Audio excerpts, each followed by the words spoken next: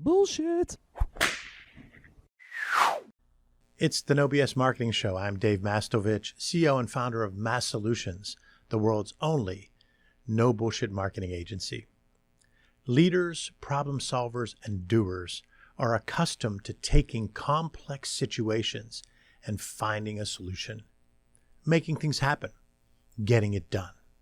This creates a challenge that we need to focus on and overcome. We're so used to working through things and fighting through obstacles to achieve our goals that when we're presented with a simple solution, we often minimize the value, either consciously or subconsciously, saying things like, "That can't be the answer. It's too simple." It's because we forget that simplifying isn't simple. We need to overcome this misperception and realize that we simply need to value simplification more. It starts with awareness of the problem. We need to realize that we do this from time to time or even frequently. If you aren't remembering a time when you've done it, take a moment right now.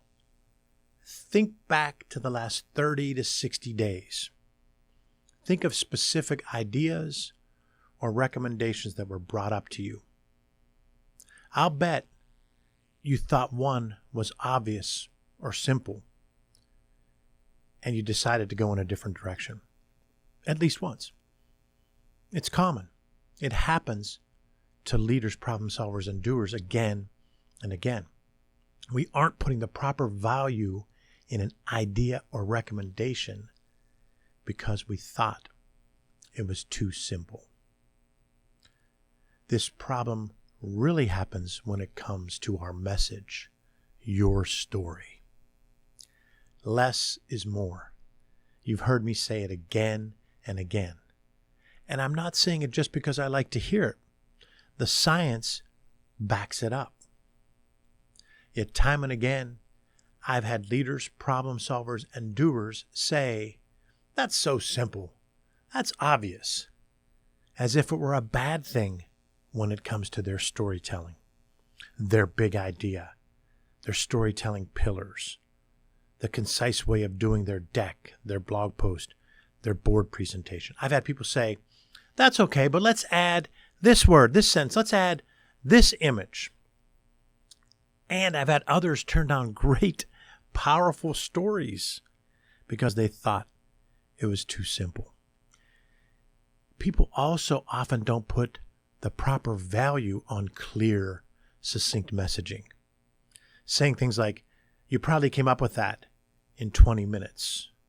Or personally, my favorite left-handed compliment I've received a number of times is something to the effect of, "I bet you had a drink like Don Draper and just whip that together."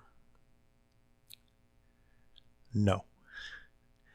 Professional storytellers spend a lifetime getting to your story every time. First, we recognized at a young age that we had a skill in storytelling, creative messaging. We began to hone those skills.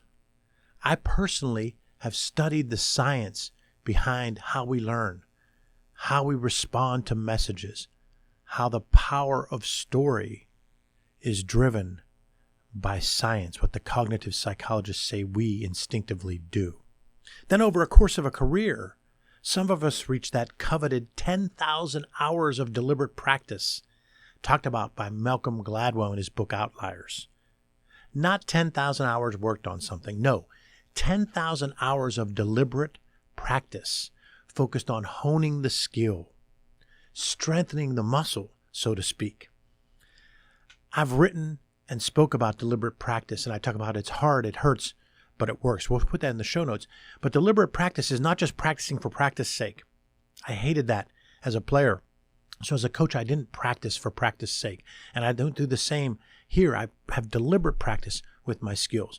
So it takes a lifetime, not 20 minutes, to come up with creative, concise stories, to solve a specific problem, to reach connect, influence, and engage with your target markets.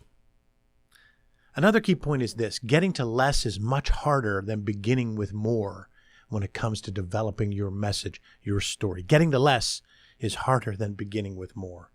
Any content creator can develop a longer story much more quickly than they can develop a clear, concise, impactful, shorter one. If someone's developing a talk or presentation, it's much easier to put in more than it is to focus on less. But that simpler message is what's needed to make that greater impact. I've used the 20% rule when it comes to storytelling, messaging, content creation for decades. I even did a podcast on that, so you'll get that in the show notes too. It goes like this. When you've drafted your deck for the presentation, or your blog post, or your email to others, or any piece of content, commit to reducing the length, cutting the word count by 20%. Go back and eliminate anything that wasn't bringing a lot of value to the story, the message, the impact of your delivery. Commit to it. The first few times you do it, it's going to take you a little bit more time than you'd like and maybe won't enjoy it. But the end result will be much stronger. And as you get used to it, as you do the deliberate practice of honing this 20% skill, you'll turn it around more quickly, and the content will make more of an impact every time. The bigger takeaway for leaders, problem solvers, and doers is to flip your mindset around what you think is simple. Realize that simplifying isn't simple and that you simply need to value it more. Thanks for listening to another episode of the No BS Marketing Show, recorded here in our studio in bold, beautiful downtown Pittsburgh, Pennsylvania. Remember, ask yourself, what's the big idea? And build your story around the answer. It's all about bold solutions, no BS.